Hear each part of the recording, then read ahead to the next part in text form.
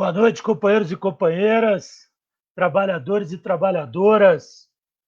Nessa noite de domingo, 11 de outubro de 2020, é um prazer a gente estar começando aqui a nossa live, uma live hoje com várias regiões do Brasil, todas interligadas, falando sobre o tema de quem defende você é o PT. Iremos falar hoje nesse processo eleitoral que nós vamos passar em 2020, daqui a pouco mais de 30 dias, e várias dessas circunstâncias, várias dessas características do processo eleitoral, ela tem algumas peculiaridades diferentes em cada região. Por isso que a gente trouxe várias pessoas hoje para conversar.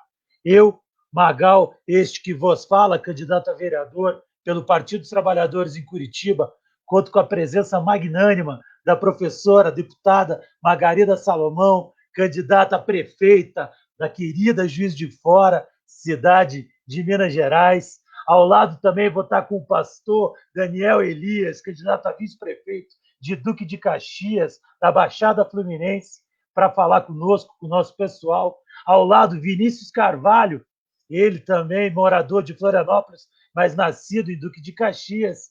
E junto, o professor, advogado trabalhista, meu companheiro, meu amigo, meu irmão, aquele que eu defendo, com quem nós vamos pedir muitos votos aqui na cidade de Curitiba, o futuro prefeito daqui, se Deus quiser, Paulo Opusca.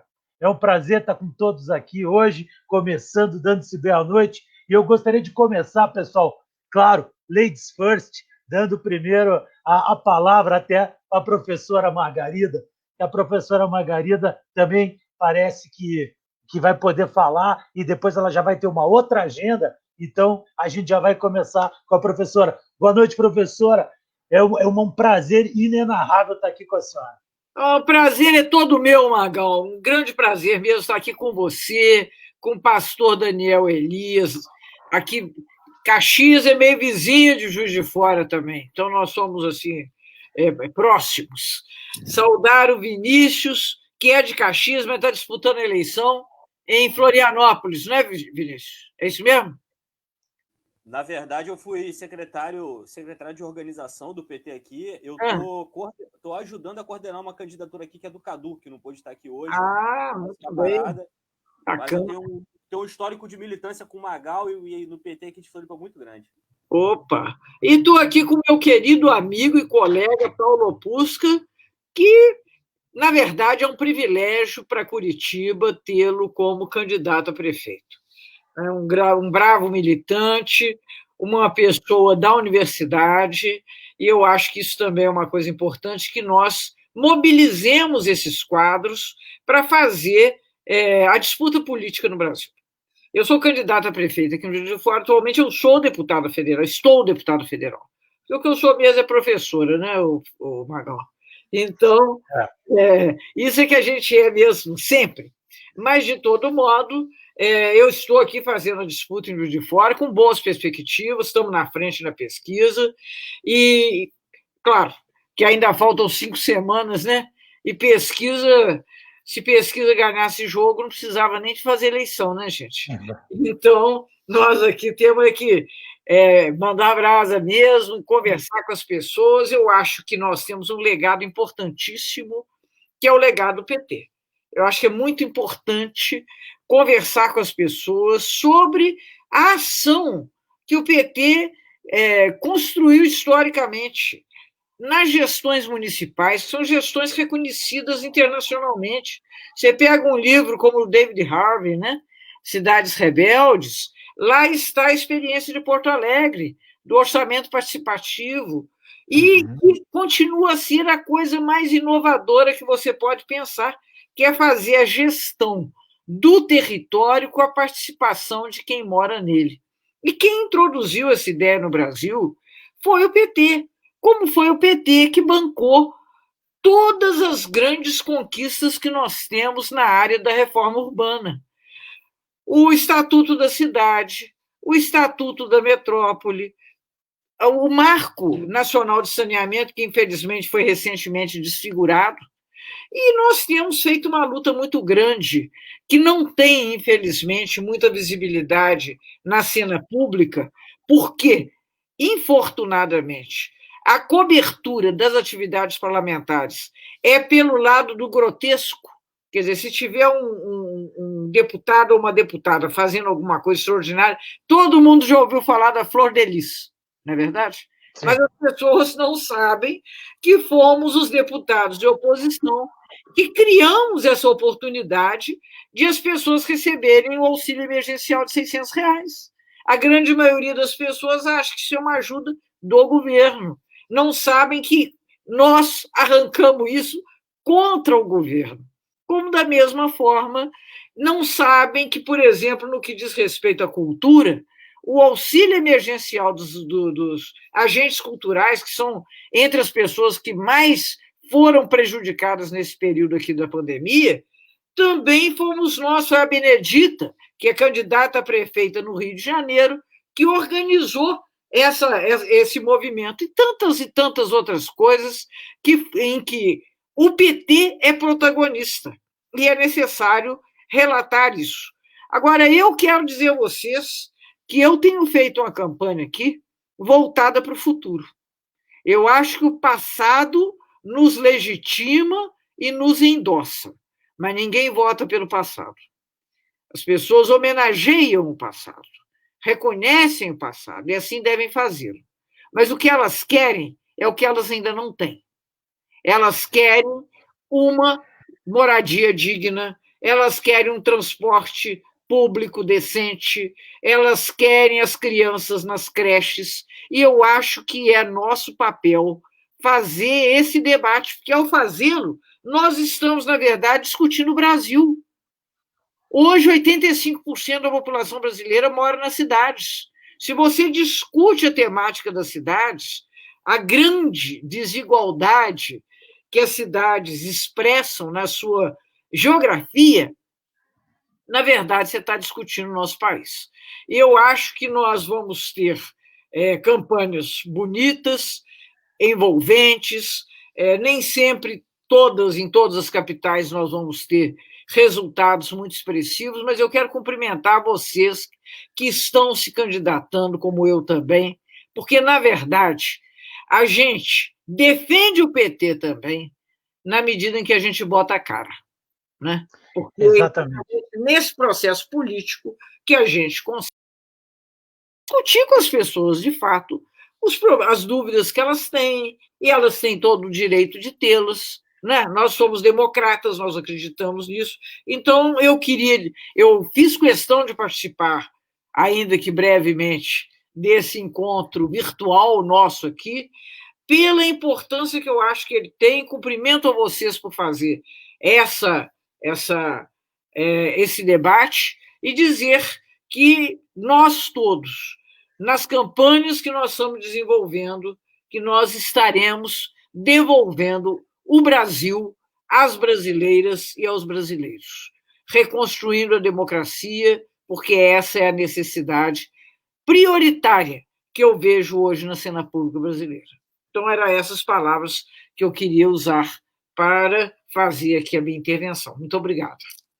As belíssimas palavras iniciais de Margarida Salomão, que foi ao mesmo tempo professora nessa fala e ao mesmo tempo deputada. Primeiro, porque Combate falou, deixou bem claro, os R$600 veio da Câmara Legislativa. O governo queria só 200. É muito bom de frisar, repetir, falar tantas vezes quanto for necessário.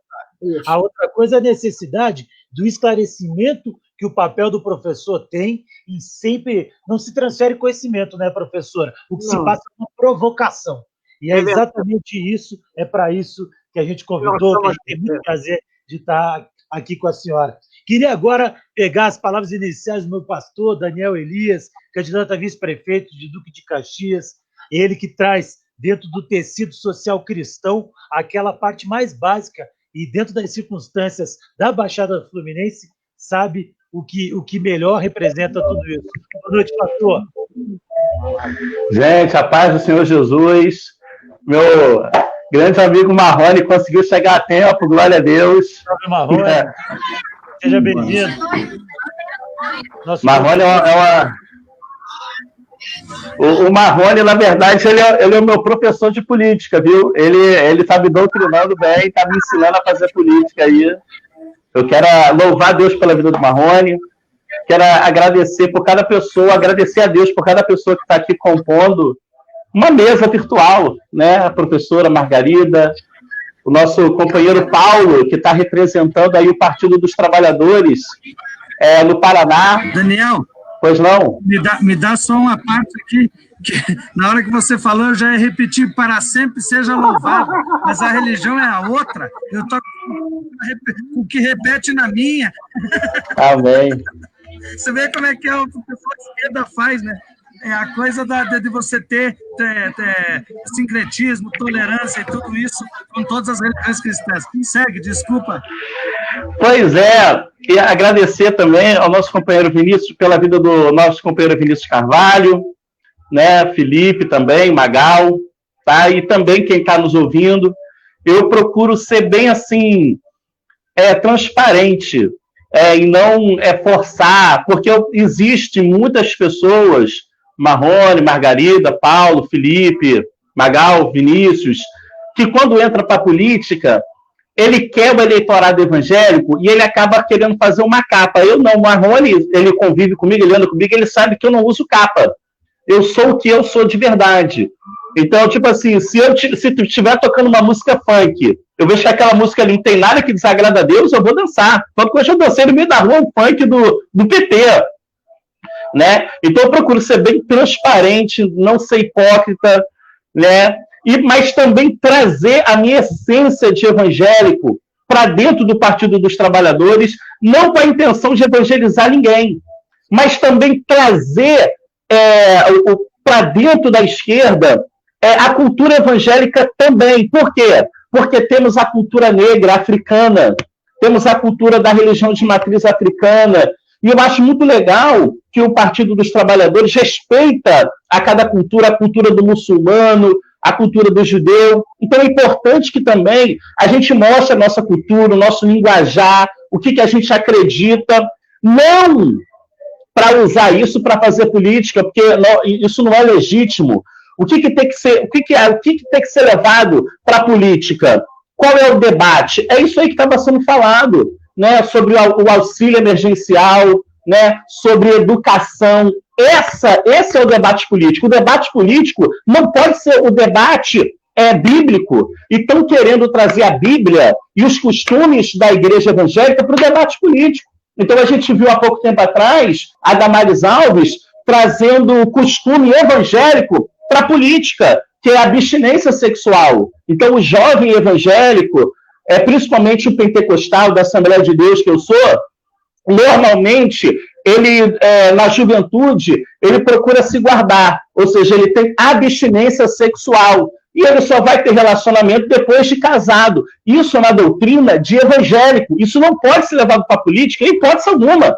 Para a política, a gente tem que falar de outras coisas, temos que falar do cuidado com doenças sexualmente transmissíveis, a grávida, tem que ter o cuidado da grávida, a gente tem que falar que o pai tem que assumir o seu filho, né? O debate também super polêmico do aborto, é esse tipo de coisa que tem que ser levado para a política, e não doutrina evangélica, né? Então, eu boto a minha cara como evangélico, mas dizendo sempre que o Estado é laico, e eu estou tendo a honra de estar aqui junto com o Aloysio Júnior, que ele está concorrendo à prefeitura, e o Aloysio e o diretório aqui de Duque de Caxias me escolheram, né, por unanimidade, e eu aceitei, entendeu, entrar nesse debate, e o que a Margarida falou é verdade. O Partido dos Trabalhadores não olha para o passado. Quem está olhando para o passado são outras pessoas, que fica mais preocupado em destruir o passado do que construir um futuro. Então, o Partido dos Trabalhadores tem um passado eu vejo muitas pessoas falando como se o passado nos condenasse. Muito pelo contrário. O passado do Partido dos Trabalhadores é um passado de glória, de honra. Os 13 anos que o Partido dos Trabalhadores teve à frente desse país, né? Todos nós fomos afetados. A minha vida pessoal e a minha família foi afetada pelo governo do Partido dos Trabalhadores. Na minha família, quando eu falo família, eu falo pai, mãe e irmãos. Só tem uma pessoa que conseguiu se formar, que foi o meu irmão, e por causa da Dilma, se não fosse a Dilma, o meu irmão não teria se formado. Pois é. Entendeu? Importante. Então, e nós não olhamos só para esse passado, mas nós temos um futuro, nós temos um projeto de futuro, porque o Brasil vai precisar. Esse governo está destruindo o Brasil em todos os sentidos, a natureza, desemprego, a economia está sendo devastada, e para piorar a situação, veio a pandemia, está vindo o auxílio emergencial, que é necessário, né, para ajudar as pessoas, mas nós sabemos que amanhã vai precisar de um governo com responsabilidade, com projeto para levantar o país economicamente. E é isso que o partido, ele olha, o partido está olhando para o futuro. O que nós vamos fazer quando acabar essa pandemia? Então é necessário que as pessoas se conscientizem, sejam politizadas, né? E não vote numa pessoa, ele tem um discurso legal, é um discurso machista, é um discurso homofóbico, que discurso legal. Quero dizer uma coisa para você, discurso legal não resolve o problema do pobre. O que resolve o problema do pobre é compromisso, é amor, é compaixão com o pobre, é se identificar e ter projeto. E isso o Partido dos Trabalhadores tem, tá bom? Deus abençoe, estamos juntos em nome de Jesus. Muito bem. Salve, excelente. Muito obrigado pela participação já inicial aí do pastor Daniel Elias. Agora eu gostaria de chamar aqui para dar as iniciações, aqui, falar os seus primeiros comentários, nosso candidato a vereador de Duque de Caxias, professor de História, um gênio da raça, professor de todos nós, Marrone Alves, esse que é fadado, nascido a sempre falar nas multidões, é um ídolo das multidões, é alguém que tem ali, está no seio do povo, está na tela, está na pele dele, e queria pedir a participação. Marrone, você me ouve, companheiro? Está me ouvindo, Marrone? Tá, não. Tá mais ou menos? Como é que está a tua internet aí, Marrone?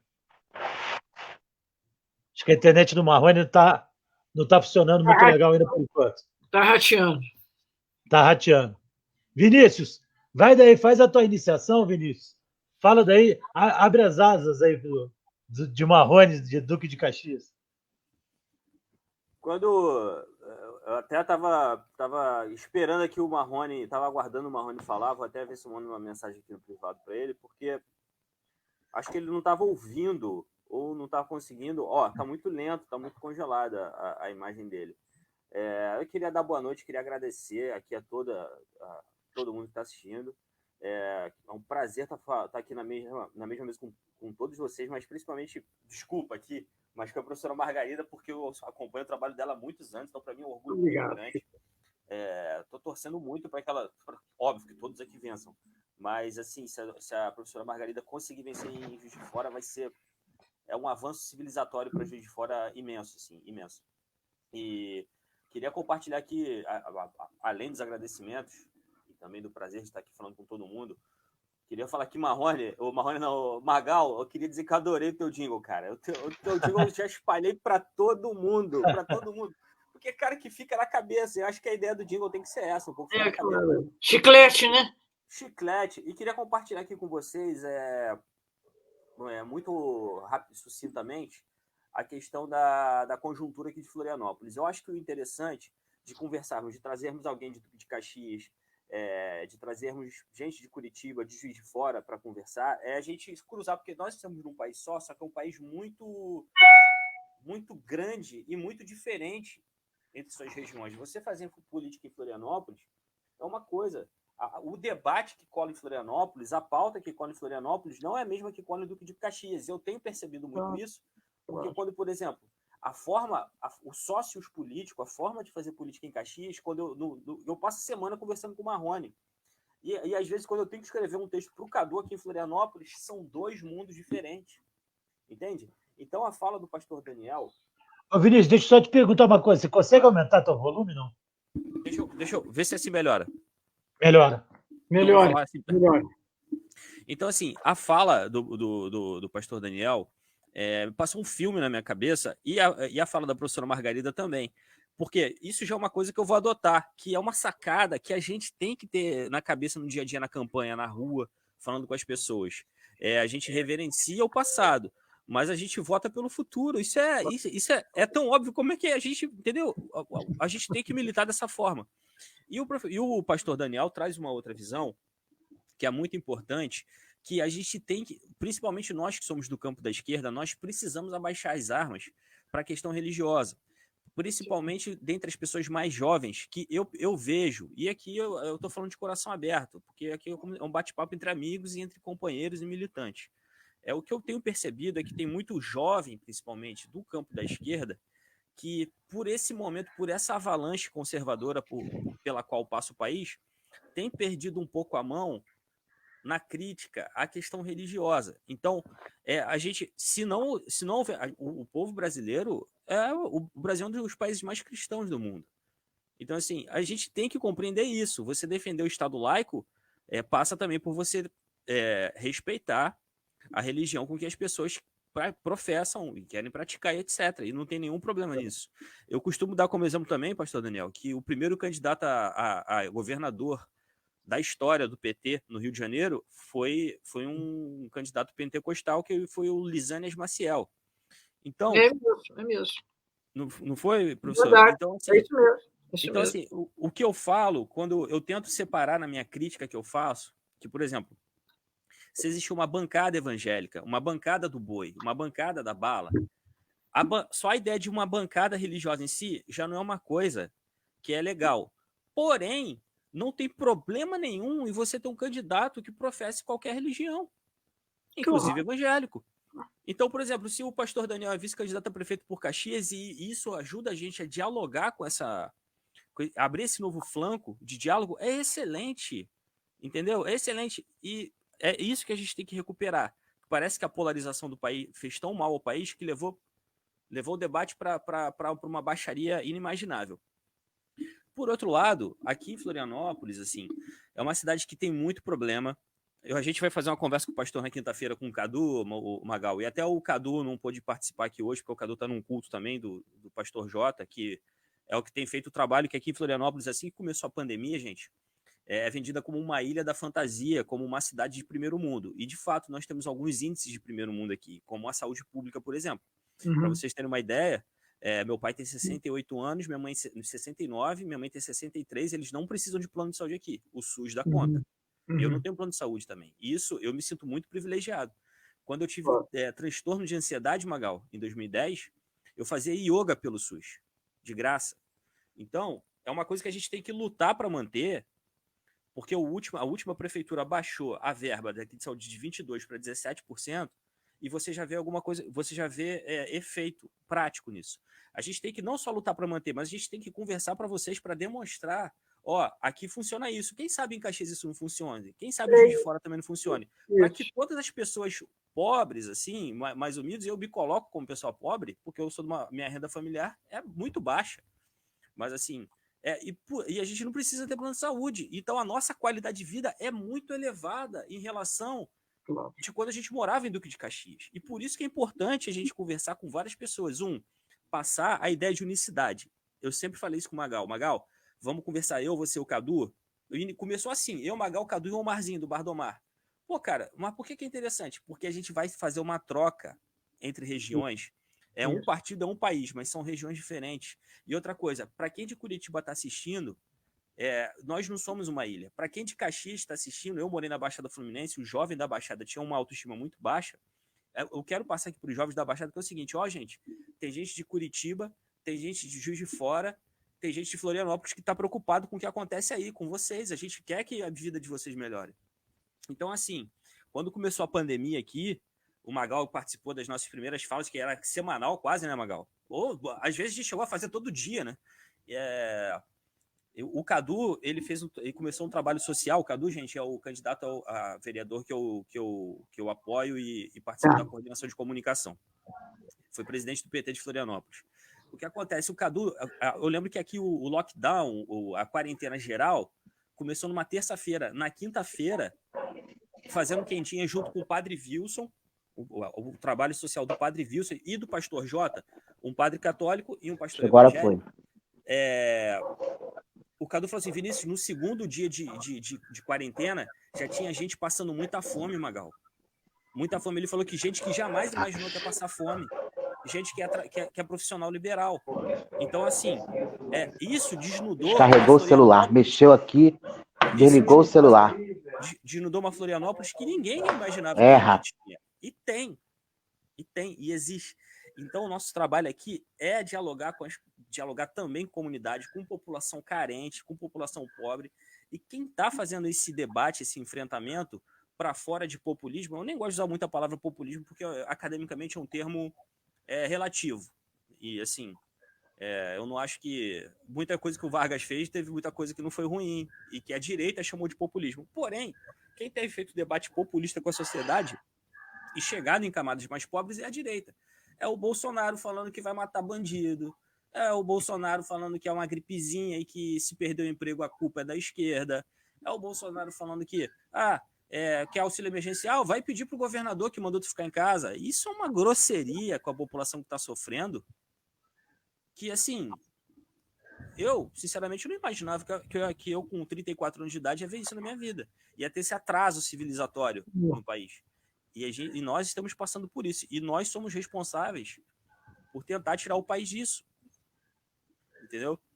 Então, assim, aqui em Florianópolis conseguimos fechar a frente ampla com 7 partidos de esquerda, PSOL na cabeça e o PT na vice, porém contando com o novo partido UP, uma rapaziada, uma molecada extremamente aguerrida, socialista, com PDT, PSB, PCB, foi uma chapa linda, assim. E existe a oportunidade, a possibilidade aqui de irmos ao segundo turno. O risco de não ir para o segundo turno é caso o prefeito ganhe no primeiro turno, porque aqui fez um efeito inverso. Aqui o enfrentamento ao Bolsonaro deu certo, ou seja, o Bolsonaro está meio que perdendo popularidade em Florianópolis, e o prefeito conseguiu fazer isso. E por isso, por causa da Covid, pode ser que ele ganhe no primeiro turno. Se ele não ganhar, quem eu acho que está no páreo somos nós. E se a gente conseguir ganhar numa capital como Florianópolis, que é uma capital referência em qualidade de vida, e a gente conseguir mostrar nosso trabalho aqui, ia ser excepcional. A gente ia conseguir virar uma vitrine para o resto do país. Então, é isso que eu estou trabalhando, assim, ó, nós estamos trabalhando incansavelmente. Hoje eu dormi 3 horas, acordei, fui fazer adesivaço, já estava pensando aqui no nosso bate-papo aqui à noite. Ontem, vou repetir de novo, quando eu vi que a professora Margarida participar, eu fiquei emocionado, saí contando para todo mundo, parecia que eu estava conhecendo um astro do rock, assim, eu falei, caraca, eu mandei uma mensagem, professora, para um amigo meu que é músico, Bruno Maia, daí de Minas, de Varginha, eu falei, Bruno, tu não pode perder, cara, eu vou conversar com a professora Margarida hoje. Mas, cara, eu fui com muita vontade, a gente fazendo adesivaço, pegando o braço do nosso amigo Elson, que é do PSOL, o nosso vice, que é o Lino. O Elson é um professor sensacional, eu adoro o Elson, cara. E já conheço ele há muito tempo, é um prazer. Assim, aqui em Florianópolis, a relação do PT e do PSOL está extremamente pacificada e é um prazer fazer uma campanha com o PSOL quando a nossa relação está pacificada, sem ataque mútuo. E eu estou muito feliz e muito esperançoso e vamos tentar lá botar não só o Cadu, mas botar todos vocês. E depois eu volto a falar para mim, para todo mundo, mas agora, obrigado aí, Magal. Valeu aí, gente. Excelente, Vinícius Carvalho, super excelente. Falando excelente mesmo. Ô, Felipe, ô, Magal, eu vou ter que sair, querido. Não, pois é, está na tua hora. Eu lamento muito, porque a conversa está excelente. Eu acho que aqui vai rolar muita coisa boa, a energia está boa demais, não é verdade? Gostei muito de ouvir o pastor Daniel Elias. Eu acho que é isso mesmo, pastor. Cada qual com seus costumes e suas crenças. Elas não podem ser impostas às outras pessoas, não é verdade? Crenças religiosas são uma dimensão importante da vida. Agora, eu não posso obrigar uma pessoa a acreditar no que eu acredito, não é verdade? Então, eu acho que isso é que está na Constituição brasileira. É liberdade religiosa, não é verdade? Está na Constituição, gente. Mas gostei muito de conversar com o Vinícius. Estou doida para ouvir agora o chiclete do Magal. Vou saber também. Vou mandar para você, vai chegar por aí. Queria mandar um abraço Ô, Magal, para Maria Helena, que mandou para você, que falou, tem que falar com a Margarida, tem que falar com todo mundo. Maria Helena vai mostrar tudo para você. A Cidinha, para o pessoal. Obrigado, professor. Obrigado pela Professora, o Paulo Opusca pediu desculpas, ele teve um problema com a conexão dele, ele só conseguiu mandar uma mensagem, ele não conseguiu voltar para a live. Pediu desculpas a todos aqui presentes, mas em especial a professora deputada Margarida Salomão, e espera conseguir conversar com você numa outra oportunidade. ô Magal, Pois não, Marrone? Magal. Tchau. Tchau, tchau, tchau, tchau. Ô, Margarida, só deixa eu te agradecer. Só deixa eu te agradecer um minuto, não mais do que isso, porque eu tive uma vez em Brasília, participando de uma atividade, e uma das pessoas que eu quis conhecer foi a deputada Margarida Salomão.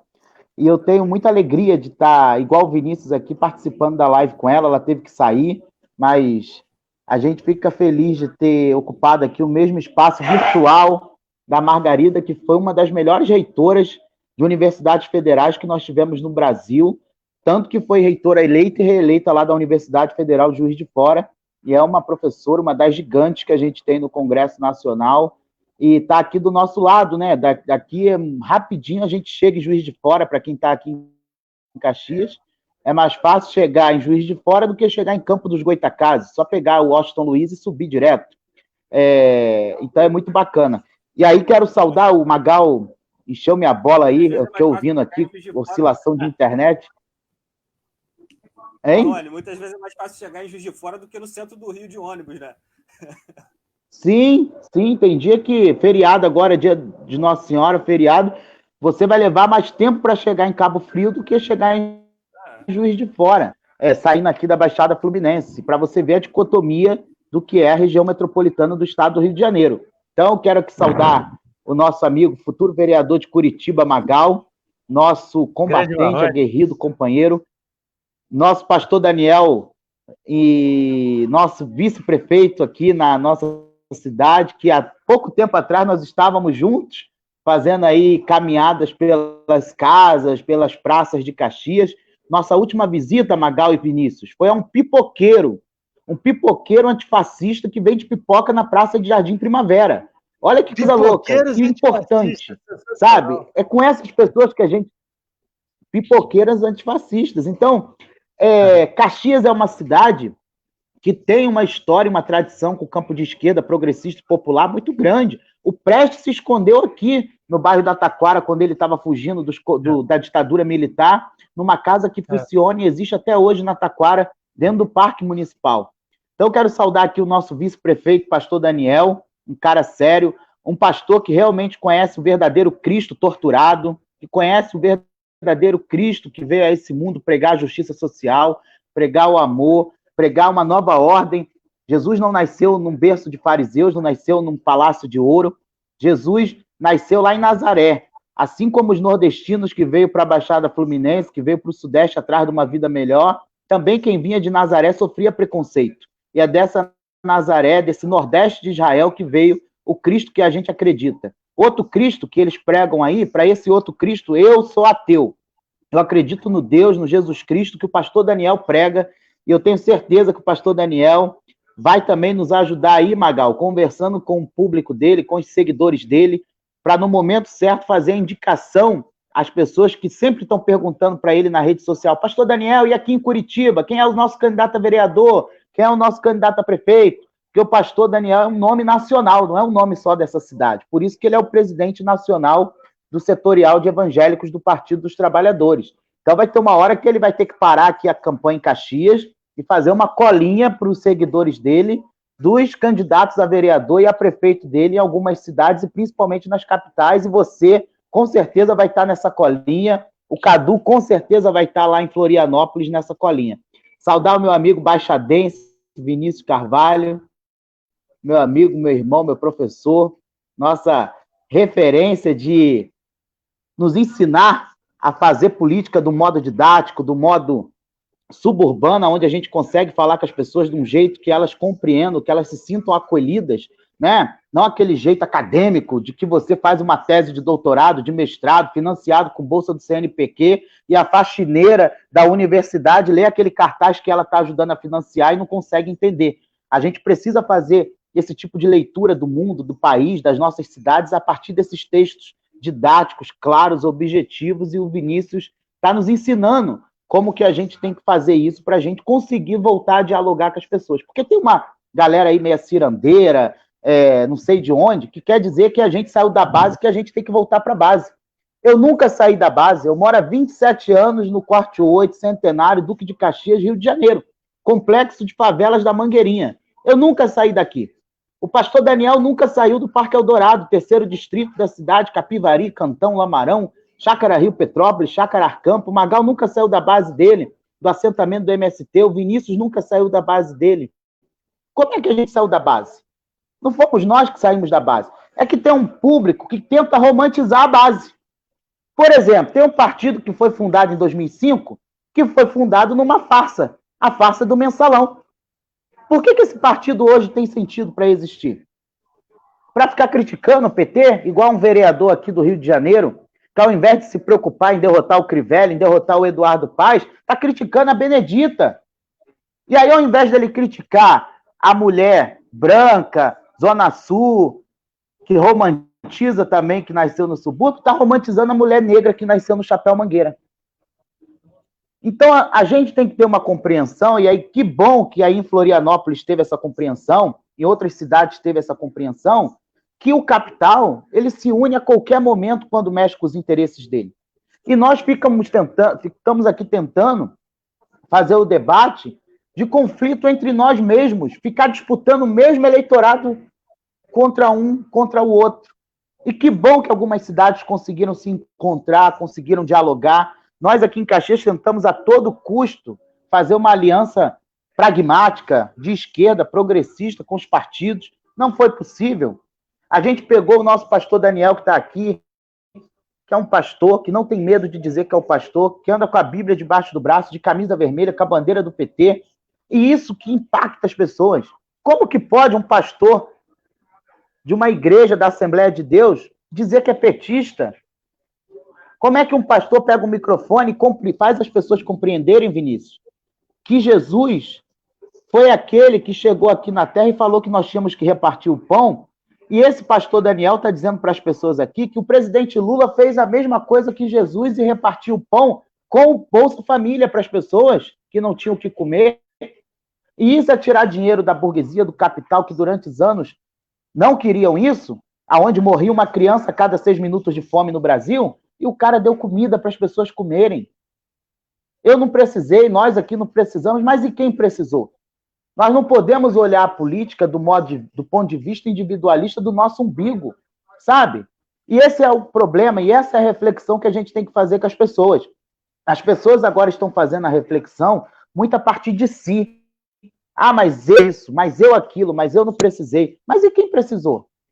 Não é importante a gente debater o país justo, a justiça social que foi feita nesses anos para todos? E com quem que a gente ia fazer isso? Com as pessoas que ficam discursando aqui pelas cidades que nosso sonho não cabem nas urnas? Nós estamos no sistema eleitoral burguês. Nós temos que disputar a urna e ocupar os espaços. Então, a nossa candidatura, o nosso movimento de colocar caras novas, rostos novos na política, o pastor Daniel, o Magal, o Cadu, o meu nome enquanto candidato a vereador aqui em Caxias, e já quero pedir para, se alguém estiver assistindo, conhecer um amigo em Caxias, conhecer alguém em Caxias, marca nos comentários para votar na gente. A gente quer fazer esse debate com as campanha que converse. O pessoal está me dando muito esporro aqui, Vinícius, que eu sento numa casa para conversar com 2, com 3, com 4 pessoas e fico 2 horas fazendo análise de conjuntura. Mas eu quero sair da casa daquela pessoa e não quero que a minha fala entre nesse ouvido e saia nesse. Eu quero que a minha fala entre nesse ouvido e fique aqui dentro. E que a pessoa deite na cama no fim do dia e pense alguma coisa que eu falei e pelo menos 1 minuto daquelas 2 horas seja útil para aquela pessoa mudar um pouco do posicionamento que ela está tendo. Esse é o trabalho que falta. Essa é a paciência que a gente tem que ter. Não é ir para as praças romantizar a Baixada Fluminense. Não é ir para a praça romantizar a periferia nem para o calçadão de Copacabana. É vir para cá. É vir para cá. Tem muito palco e pouca plateia, Magal. Nos últimos tempos. As pessoas têm que aprender a ser plateia, a segurar bandeira. E a gente faz tudo. Aqui a gente é candidato, aqui a gente segura a bandeira, aqui a gente adesiva carro, aqui a gente conversa, aqui a gente distribui panfleto. Sabe? Porque a nossa campanha é campanha de trabalhador. A gente quer ganhar a eleição com o suor do nosso rosto. Não é ganhar a eleição se aliando ao poder capital. A gente quer derrotar o poder capital. E é louco quem pensa que a gente vai fazer a luta anticapitalista se aliando ao capitalismo.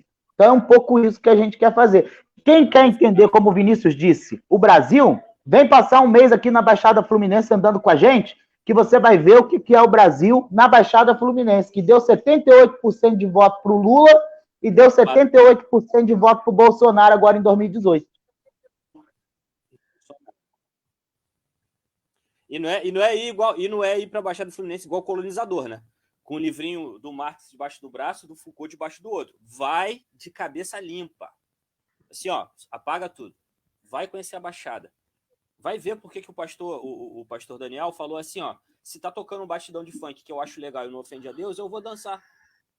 Porque essa correlação não existe na cabeça da classe média daqui de Florianópolis, de Curitiba. O Magal sabe disso.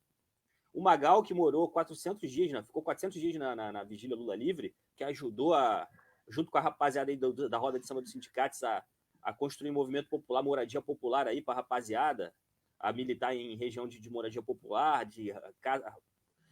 A galera fez casa de madeira, mas, gente, para quem não tem nada, a casa de madeira é bom pra caramba. Então, assim, né? Para quem mora embaixo da árvore, meu irmão. Para quem mora embaixo da árvore. Quando você ganha uma lona preta, já é uma coisa. Quando você ganha um barraco, é de escorrer uma lágrima. Numa cidade fria, que nem Florianópolis faz frio, cara. Tipo, faz frio, uma casinha, rapaz, um tetinho, uma parede, você não tem noção do que é. E, então, assim, e o Magal sabe como é que muitas vezes o nosso próprio campo de militância é cartesiano nessas cidades mais de classe média. Então, eu tenho uma teoria, o Magal, até fiz um texto essa semana, o pastor Daniel, o Marrone viu o texto, que é o seguinte: eu acho que a Baixada Fluminense é o Brasil batido no liquidificador, com tudo que tem de bom e de ruim. Vai ter muita violência, a densidade demográfica muito alta. A Baixada Fluminense é o Nordeste fora do Nordeste, o Norte fora do Norte. E justamente é tão representativo que está encravado na Dutra entre o Rio e São Paulo. Então, se você quiser entender o que vai virar tendência daqui a 4 anos na eleição, vai ver o que está acontecendo hoje na Baixada. Porque concentração populacional, concentração de gente muito grande. E assim, na Baixada, a mesma família que tem uma menina que engravidou com 14 anos de idade e está no funk, ela tem uma irmã de 15 que é da igreja. E essas pessoas convivem na mesma casa. E a mãe dessas garotas, às vezes, tem 30 e poucos anos de idade e sai para trabalhar, leva 3 horas para ir, 3 horas para voltar. E sabe por que ela muitas vezes engole o discurso conservador? Porque ela tem medo de que as filhas dela entrem na droga. Isso é um medo real. Quem quer que o filho entre? Então, assim, é uma coisa que muitas vezes a gente de classe média quer lacrar, quer ver com preconceito, quer ver com... Nossa, você é moralista, você é antidroga. Não sou antidroga, cara. Eu acho que esse é um debate de saúde pública. Mas eu compreendo quando aquela população da Baixada que é massacrada, muitas vezes engole o discurso conservador. E o nosso papel é dialogar com eles. Então, quando a gente está falando assim, hoje o pessoal está falando em bancada evangélica, mas o pastor sabe, 2002, 2006, 2010, 2014, a maioria de evangélicos da Baixada votaram nos seus representantes de comunidades, de igrejas, e votaram no Lula e na Dilma. E quem elegeu a Dilma em 2014 foram 2 regiões. O voto do Nordeste empatou com São Paulo, foi Baixada Fluminense e Vale do Jequitinhonha em Minas Gerais. Então, assim, gente, a política é coisa séria, não é brincadeira, não é meme de sacanagem. Então, eu acho que esse é o nosso papel esse ano.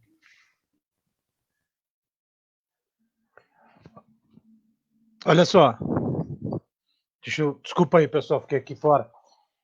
Não, eu queria só para comentar, para elastecer isso que o Vinícius estava falando e dando aso ao que a gente estava continuando.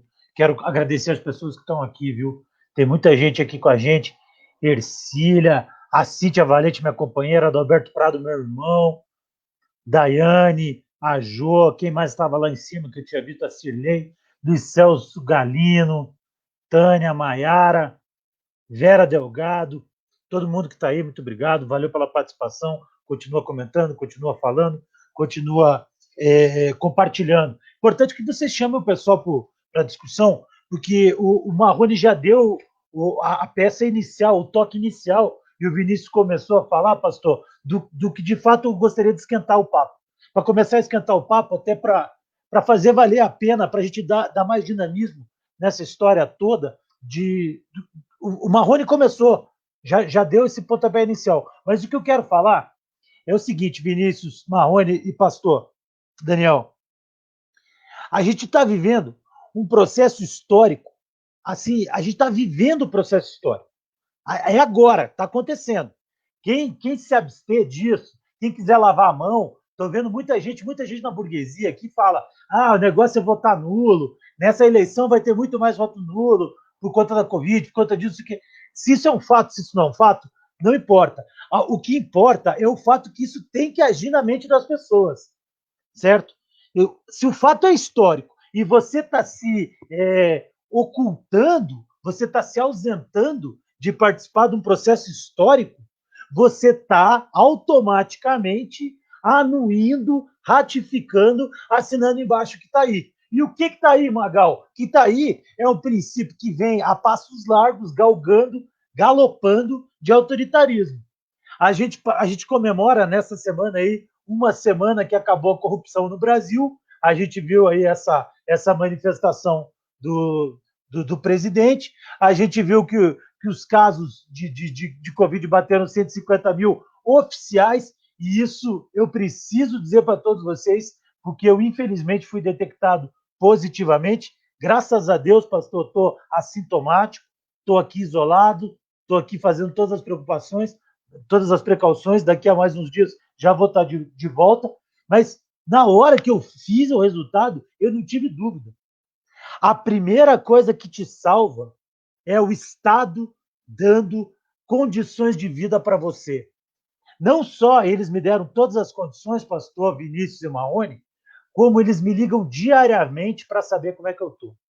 E assim é em toda a população que está sendo. A gente sabe que as circunstâncias de um SUS aqui em Curitiba, ou em Florianópolis, ou em Rondonópolis, ou em Duque de Caxias, ou em Boa Vista, ou em Olinda, são todas diferentes. O Brasil é continental. Mas a gente vem falar sobre a mesma coisa dentro da mesma pedra filosofal, dentro da mesma égide nesse papo. Se o passo está indo em relação ao autoritarismo, o que a gente tem que fazer? A gente tem que parar, é dever cívico. Na nossa passagem histórica, a gente participar dele tentando frear o autoritarismo, porque o autoritarismo mata, ele exclui, ele seleciona, ele divide, ele faz esse empobrecimento que vai causar. Não é só falando papo de burguês ou do Partido Novo, porque nós não usamos o fundo eleitoral, nós não sei o quê. Não usava fundo eleitoral. Aqui em Curitiba tem o candidato a prefeito, o rapaz que é o mais milionário, que tem lá a declaração de imposto dele de vários milhões, faz uma propaganda dessa na televisão para querer jogar a população contra a política. Não é nem contra a esquerda, é para afastar mais o cara de votar, sabe? A gente tem que chamar o público para o meio político, porque o meio político é o meio pacífico. E é nesse meio que a gente está. A gente está no meio pacífico, de modo democrático, mas a gente também não é passivo. A gente é pacífico, mas não é passivo. A gente vai combater e confrontar o autoritarismo do jeito que tem que ser confrontado, que vai ser no discurso, vai ser na live, vai ser na base, vai ser fazendo adesivaço, vai ser carregando bandeira, vai ser tendo que fazer tudo que o Marrone acabou de dizer para todos nós. Então, eu dei toda essa continuidade do papo que eu queria levar para aí.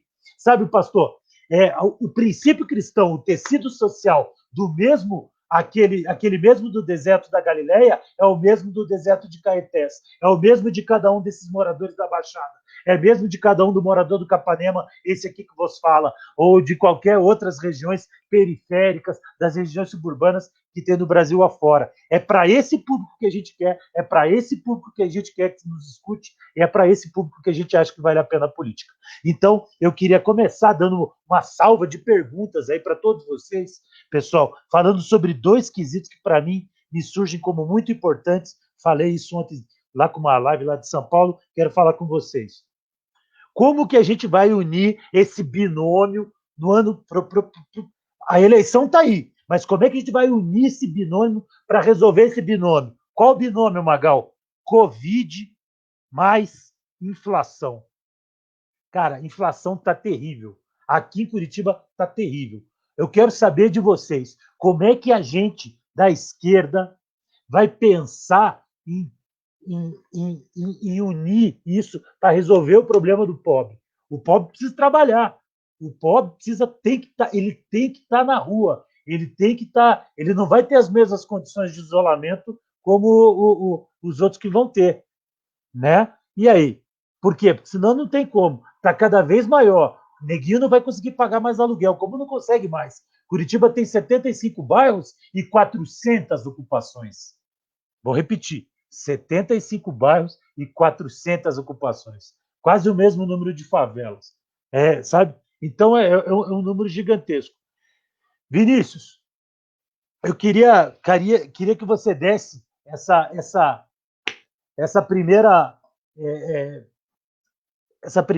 assim, retomada circunstancial, isso, essa estilingada histórica, circunstancial, de como que a gente vai pegar e tentar falar para o povo, como que a gente vai fazer com que o povo se una a alguma pauta que defenda o trabalho dele, para ele ter renda, para vencer essa inflação, e para que a gente consiga ultrapassar esse processo pandêmico. Para qual lado que ele tem que ir?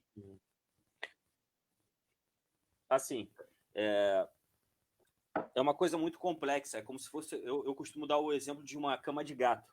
Todo mundo aqui sabe aquela cama de gato, né? Que pega o barbante e vai entrelaçando e tal. Então, por que essa cama de gato? Porque a nossa forma de diálogo com a população, eu costumo dizer que o Bolsonaro não é um fenômeno político. O Bolsonaro é um fenômeno cultural.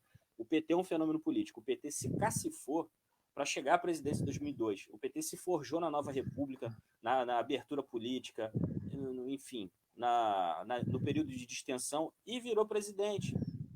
E chegou à presidência. O Bolsonaro não. O Bolsonaro ele já era deputado, foi eleito em 80 e pouco, vereador em 80 e pouco. Tal. O Bolsonaro é velha política, não é nova política. Porém, as ideias do Bolsonaro foram se tornando atraentes para a população mais humilde e para a classe média. Então, o Bolsonaro ganhou praticamente sem fazer campanha, porque não precisou. Sabe quando você tem um rio caudaloso, você joga um tronco na beira do rio, o tronco não afunda? A maré vai levando o tronco. O Bolsonaro foi o tronco. A facada foi ele caiu no rio. E esse rio levou ele até o Planalto. Então, o que acontece? Nós temos que precisamos voltar a ser atraentes para a população, de forma cultural. E ser atraente para a população não é você forçar a barra, não é você fingir que é popular, e o Marrone sabe muito bem disso em Caxias, que tem uns partidos aí, né, Marrone, que se dizem de esquerda, que eles adoram candidatura negra, né? Mas eles gostam de candidatura negra, por exemplo, e periférica, quando é o favelado cult, que parece ator da Malhação. Quando é um morador de comunidade que nem você, que tem discurso de classe, entendeu? Eles não gostam. A gente sabe disso, não é? Então, isso não é ser atraente para a população, isso é fazer vergonha, isso é virar piada na população. Esse é o campo discursivo, precisamos retomar a hegemonia cultural. Se em 1988 a gente conseguiu fazer uma Constituição cidadã, mesmo com o estado de bem-estar social em decadência no mundo inteiro, e a União Soviética, o Muro de Berlim, o mundo socialista em decadência também, e no Brasil, na contramão do mundo, conseguiu fazer uma Constituição cidadã, foi porque tivemos hegemonia cultural. Aquela hegemonia cultural que nos deu Chico Buarque, Paulinho da Viola, Bete Carvalho, aquela sociedade que vicejava pelo fim da opressão, da ditadura, aquela cultura que as pessoas ouviam e consumiam, nos forjou no progressismo. E isso ajudou a nos dar a nossa Constituição Cidadã, de certa forma. Então, precisamos ter esse diálogo. Outra coisa é voltar a falar de economia, voltar a falar em comida do prato. O Bolsonaro ficou toda a crise do coronavírus falando em comida do prato e em trabalho. Por mais que ele não esteja nem aí para o emprego do pessoal, de botar comida na mesa do povo. Mas ele falou, e a população que não é tão... Existe a inteligência silenciosa, que é o que a pessoa sente. É o conjunto de sensitivo das pessoas. Mas existe a inteligência prática. A pessoa deglute aquilo que é jogado para ela. E a gente tem que voltar a falar de economia, de falar em bem-estar social, de voltar a falar em riqueza material, não para o cara comprar um Camaro amarelo, não é isso. Mas riqueza material, para quem não tem casa, é ter uma casa mesmo só de tijolo. Para quem tem uma casa só de tijolo, é pintar. Quando eu saí de Duque de Caxias em 2006, na minha rua, não tinha nenhum carro parado na rua. As casas, quase nenhuma era pintada. Quando eu voltei para lá depois, do período final do lulismo, as casas pintadas, vários carros na rua. Isso para eles foi uma revolução. Quando você mora numa rua de barro, que você chega todo dia no trabalho com o pé cheio de lama, e quando asfaltam a tua rua, até a sua autoestima melhora para você... Vamos supor que você gosta de uma gatinha no seu trabalho ou vice-versa. Ou de um gatinho, tudo faz. Até a sua autoestima melhora. Então, para quem mora numa rua de barro, só tem o asfalto da rua, já é uma revolução para essa pessoa da vida dela. Então, assim, a gente tem que voltar a falar de condições materiais. Precisamos voltar a ser atraentes. Mas, Magal, para passar a bola aqui ou para o pastor ou para o Marrone, você que vai decidir, é o seguinte... Queria escutar o pastor. Eu tenho uma preocupação. Que a rapaziada, meio que no oba-oba, nesse nosso clima de... essa cultura muito hedonista que nós temos, às vezes, de prazer imediato, tem muita gente que está com auxílio emergencial, metendo pau no dinheiro, em cartão de crédito e tal, e o Brasil teve 10% de recessão quase. A gente sabe que depois da farra vem a ressaca. E não só vem a ressaca, vem o que chama o pessoal que vai para a festinha, chama de bad trip. Eu tenho medo que o ano de 2021 seja uma bad trip, seja uma ressaca generalizada no povo brasileiro e a gente seja abatido por uma depressão coletiva, porque o que acontece? Com 10% de recessão, com a população endividada, sem dinheiro, sem comida no prato e sem seguridade social, com o SUS sendo desmontado, seguro-desemprego sendo desmontado, eu tenho medo do que possa acontecer com a psicologia do nosso povo no ano que vem. Isso é um debate sério também.